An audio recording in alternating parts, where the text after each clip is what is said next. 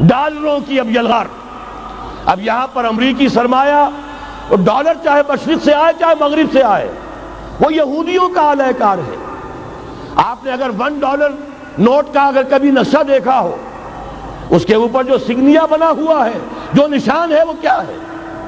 Pyramid, احرام مصر. یہ کن کے لیے اہمیت رکھتے ہیں؟ ہزارہا یہودیوں کا خون اور ان کی ہڈیاں ان پیرامڈز کے تلے دبی ہوئی.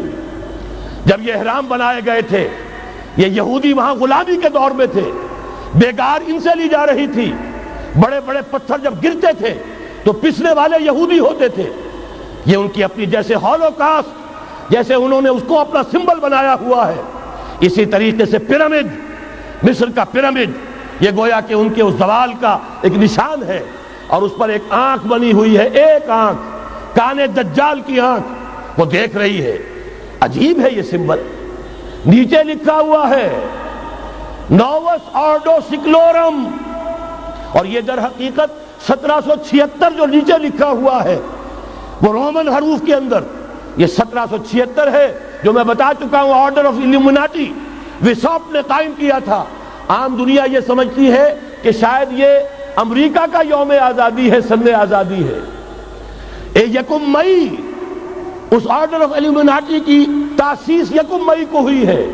یہ 1 مئی جو منایا جاتا ہے، دھوکہ یہ دیا گیا ہے کہ یہ شکاگو کے جو مزدور ہیں ان کی یادگار ہے. حقیقت میں یہ 1 مئی اور 1776 آرڈر آف دی الومناٹی کی تاسیس کی تاریخ ہے. ڈالر میرے اس دیش کو ناپاک نہ کرنا. اور میں تو انہیں داد دیتا ہوں، جو کچھ انہوں نے، شاعر کہتے ہیں اس کو جو صاحب شعور ہے، اس صاحب شعور نے جو مشاہدہ کیا ہے کہ ڈالر آئے گا تو کیا آئے گا ہمارے ہاں. میری تو فکر کے اندر رچ بس گیا ہے. پاکستان کے بارے میں جب کہا تھا اے آندھیو سنبھل کے چلو اس دیار میں، امید کے چراغ جلائے ہوئے ہیں ہم. ہماری امیدوں کے چراغ ہے یہ. اسلام کا گہوارہ بننے والی ملک ہے یہ. اس کو ہم نے قائم کیا تھا اسلام کے لیے. یہ آندھیاں نہ چلیں. اس ملک کو ہم نے اسلام کے چراغ جو ہے ہم نے اس میں روشن کیے ہوئے ہیں. اے آندھیو سنبھل کے چلو اس دیار میں، امید کے چراغ جلائے ہوئے ہیں ہم. بہرحال یہ تیسرا سیلاب ہے، ننگی سرمایہ داری، جس کی پھر لعنتیں ہوتی ہیں. ایک طرف فقر، ایک طرف احتیاج، ایک طرف بھوک، ایک طرف دولت کے انبار. پہلے بھی ہمارے ہاں فرق کم نہیں ہے، لیکن اب جو ہوگا، اگر یہ بات پوری ہو گئی تو وہ ننگی سرمایہ داری. اور سرمایہ داری ہی در حقیقت یہود کا سب سے بڑا ہتھ کنڈا ہے. یہ بینکنگ کا نظام، یہ سارا کا سارا سودی نظام، یہ IMF، یہ ورلڈ بینک، یہی تو ان کے سب سے بڑے ادارے ہیں. تو واقعہ یہ ہے کہ 3 طرف سے ہم پر حملہ ہو رہا ہے. اور یہ سود کے بارے میں کیا کہا تھا اقبال نے؟ از ربا آخر چمی زائد فتن. اس سود کے ام الخبائث کے پیٹ سے سوائے فتنوں کے اور کیا برآمد ہو سکتا ہے؟ کس نہ داند لذت قرض حسن.